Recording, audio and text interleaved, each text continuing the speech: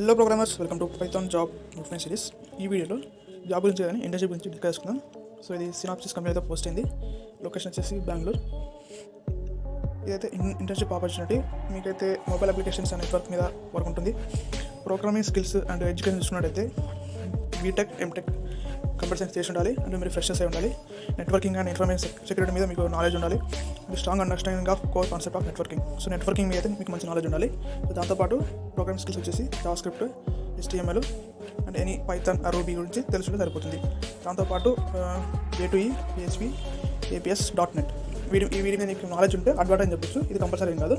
మీకైతే నెట్వర్కింగ్ మీద, information security మీద JavaScript, HTML or any programming language Python, ruby అని తెలిసి ఉండాలి.